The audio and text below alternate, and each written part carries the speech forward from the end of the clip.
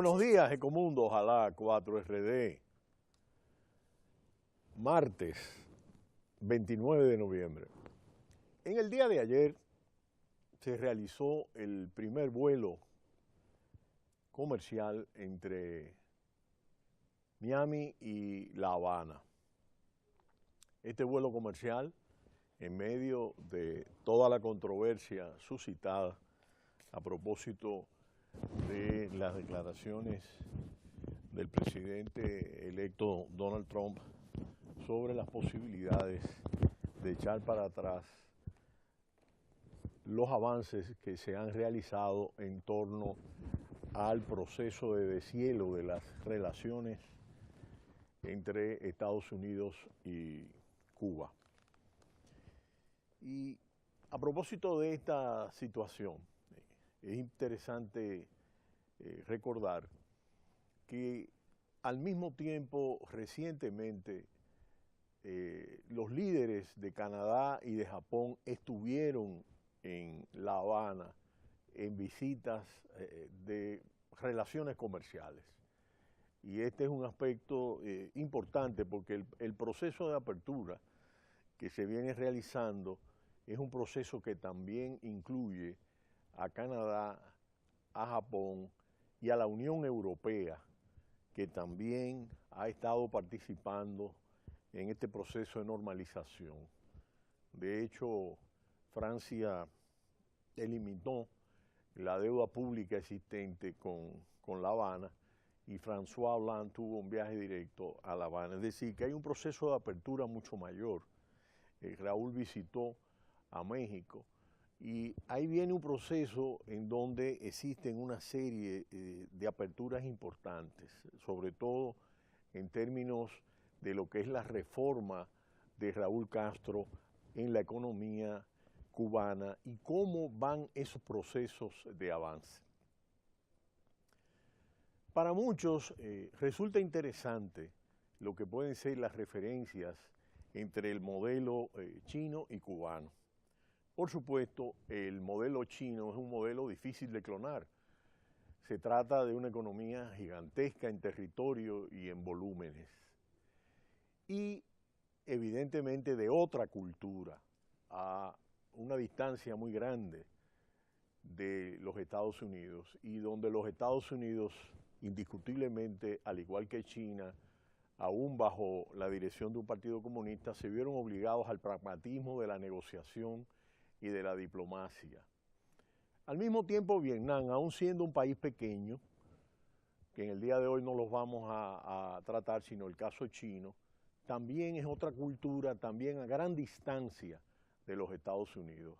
El tema de Cuba es una pequeñita economía en el Caribe, a unos 145 kilómetros de Miami, que indiscutiblemente es un factor gravitante, fundamental, en torno a lo que es y ha sido esta relación tan tensa y tan compleja entre ambas sociedades, sobre todo por la masiva migración hacia Miami y el hecho de que esta migración pues ha tenido un rol importante en el crecimiento de todo el estado de la Florida y en la postura frente al régimen cubano, sobre todo a partir del embargo económico de los Estados Unidos. En el caso de China, China es un modelo difícil de clonar y resulta muy interesante, sobre todo a partir de unos estudios de Ariel Harmony, que es el director del Centro de Estudios Latinoamericanos de la Universidad de Miami y que es profesor en China. Y él dice que China posee una economía de libre mercado dirigida por el Estado. Y ese es en general, más allá de Cuba, un tema que los países en desarrollo están mirando para saber qué se puede aprender. El problema es que China es un caso muy específico. Resulta difícil extraer lecciones que sean aplicables a otros contextos. El modelo chino no es clonable porque responde a otros intereses, a otra cultura, y fue algo diferente siempre. Para Cuba el modelo chino ha sido un referente importante. Los modelos chinos y vietnamitas resultan atractivos para la dirigencia cubana porque combinan un fuerte dinamismo económico y una mejora en los niveles de vida, manteniendo un partido comunista único. No obstante, hay que tomar en consideración las diferencias que hemos explicado y al mismo tiempo que el tema de la factibilidad de la vía china es el tema de condiciones tanto económicas como geopolíticas que no existen en Cuba, como la enorme extensión territorial y el poder económico, y como hemos comentado, la lejanía de los Estados Unidos y la existencia de una gran inversión extranjera. A la par de estos elementos, vamos a contextualizar algunos aspectos importantes de esa diferenciación, pero a donde apunta la reforma raulista es justamente a cambiar estos modelos y a tomar estos patrones que se han planteado en Vietnam y en algunos aspectos en China. El tema de la centralización y de la descentralización es un tema importante. China implementó a finales de la década 70 un programa de reformas económicas llamado socialismo con características chinas. El proceso de transformación dirigido por el líder Deng Xiaoping buscaba transformar a la estancada y empobrecida economía planificada en una economía de mercado capaz de generar mayor crecimiento económico. De acuerdo a especialistas del tema, entre otras medidas en el proceso de reformas que se llevó a cabo en China, la transformación del Estado involucró la descentralización del proceso de toma de decisiones hacia las autoridades locales, y en Cuba no ha ocurrido lo mismo. Al mismo tiempo, los chinos implementaron una descolectivización de la agricultura, la apertura del país a la inversión extranjera y el permiso de los emprendedores a iniciar empresas. Reformas muy similares a estas han sido implementadas por el presidente cubano Raúl Castro desde su llegada al poder. Sin embargo, para algunos académicos cubanos como Mesa Lago y otros especialistas, Raúl ha mantenido el modelo económico socialista con predominio del plano central y la empresa estatal, aunque hay algunos elementos que ya apuntan en el caso de la experiencia china, pero todavía lento. Otro aspecto fundamental es el tema de la renovación de la burocracia estatal. La burocracia china no opuso resistencia cuando el presidente chino Deng Xiaoping comenzó el proceso de reformas tras la muerte de Mao y ocurrió una suerte de purga no violenta entre los cuadros tradicionales del Estado y el Partido Comunista. Para el académico director del Centro de Estudios de América Latina de la Universidad de Miami, Harmony, esto ha sido muy importante. Si se quiere implementar una serie de reformas, hay que garantizar que la burocracia estatal va a sumarse a este proceso y no va a poner obstáculos. Raúl Castro, por su parte, tras asumir el mando, incorporó a sus viejos compañeros de lucha al alto gobierno en lugar de renovar los cuadros. Y ha habido un aspecto sumamente importante en términos de cómo va a ser ese proceso de relevo y ese aspecto del rol de los cuadros del Partido Comunista y de los cuadros del Estado. En tercer lugar es el tema de las desigualdades entre la clase media y los emprendimientos. China previó que iban a producirse desigualdades con las reformas y el presidente Deng Xiaoping aceptó que una minoría se hiciera rica y que emergiera una clase media que concentra la promesa del crecimiento económico futuro. De acuerdo a Harmony, en China hay un grupo que se ha hecho hiperrico, pero también han salido millones de personas de la pobreza. Ya China no puede sustentar los niveles de crecimiento que tenía hasta ahora en función de un modelo exportador. Ahora es el gran momento de su consumo interno. La cubana, por diferencia, es una sociedad con tan pocos recursos que se ha vuelto mucho más desigual de lo que era, entre otras razones, por el efecto de las remesas en dólares, que indiscutiblemente es un tema relevante, y a pesar de que el gobierno no ha dado rienda suelta al emprendimiento, aunque en los últimos 2 o 3 años, este proceso ha crecido de manera importante, como comentamos en el día de ayer. Por supuesto, el embargo económico de los Estados Unidos ha jugado un rol sumamente relevante.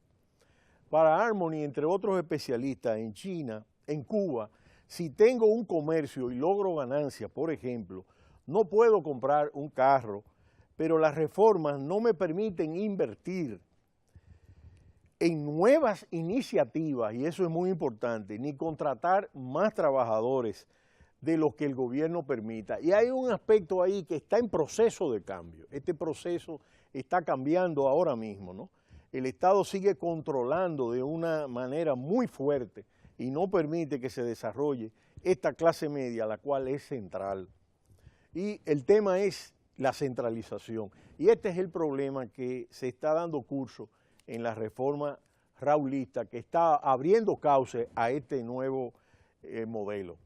Pese al avance en los últimos 2 años, aún parece lejana en Cuba la idea de dar aliento a la iniciativa individual para desarrollar las fuerzas productivas como lo hizo China, pese a los avances que se están desarrollando.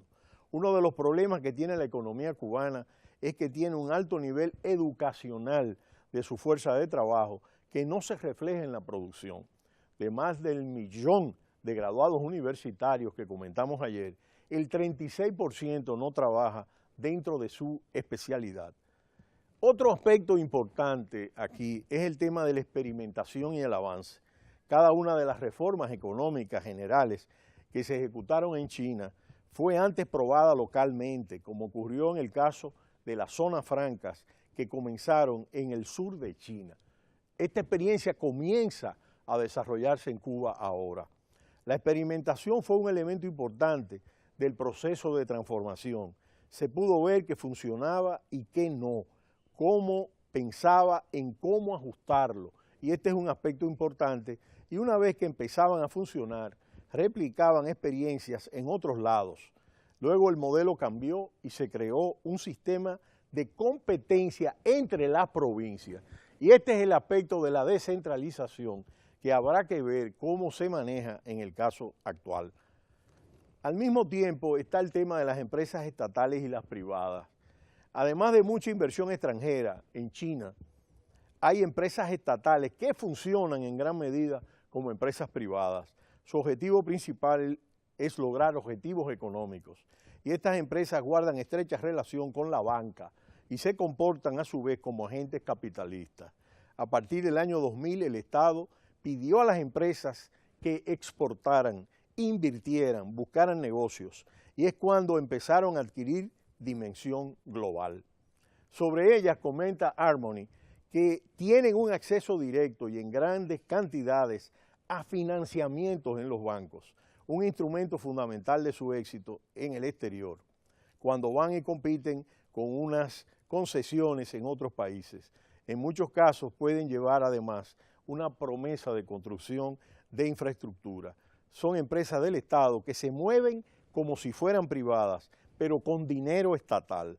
¿Cómo pueden competir con China, una empresa privada de Occidente, si no posee ese nivel de financiamiento tan barato? Este es un elemento importante. Ya en Cuba, además, el gobierno y las reformas de Raúl Castro han reconocido la necesidad de replantear el funcionamiento de las empresas del Estado, que en estos momentos todavía no tienen un balance productivo y rentable que permita que pueda desarrollarse un salto en las fuerzas productivas y en la economía. De manera que es fundamental tomar en consideración que en el caso cubano, debido al proceso de cercanía geográfica con los Estados Unidos y la tensión y la pugna generada por el embargo económico, indiscutiblemente que el proceso de reformas tuvo un descalce en el tiempo bastante grande. Desde que las reformas raulistas han comenzado a implementarse, es cuando las experiencias del caso chino y las experiencias del caso vietnamita han estado aflorando en torno a la reforma. Está por verse lo que comentábamos en el día de ayer. Si de acuerdo a la política seguida por el presidente Obama, tomando la experiencia incluso de Willy Brandt en el caso de Europa del Este, podía abrir un cauce en términos de afianzar el proceso de reformas y de apertura en Cuba, o el caso biológico referido en el caso del franquismo en España. Lo que sí es un hecho, de acuerdo a las declaraciones del presidente electo norteamericano, es si podrán hacerse y echarse hacia atrás las medidas impulsadas por el presidente Obama, sobre todo la apertura de embajadas, los 101 vuelos comerciales que se habían ya establecido y los acuerdos y los contratos, todo lo que implican las relaciones comerciales en torno a las remesas y el tema de la agricultura, sobre todo que en el tema de Ohio, donde hay una agricultura importante y empresarios que han presionado para que exista esa apertura en relación a Cuba. Es decir, que estará por verse cómo se va a abrir esta nueva etapa de las relaciones entre los Estados Unidos y Cuba y de qué manera estos intereses empresariales que están interesados en que este proceso siga una normalización va a chocar con los intereses políticos que se puedan desarrollar en Washington.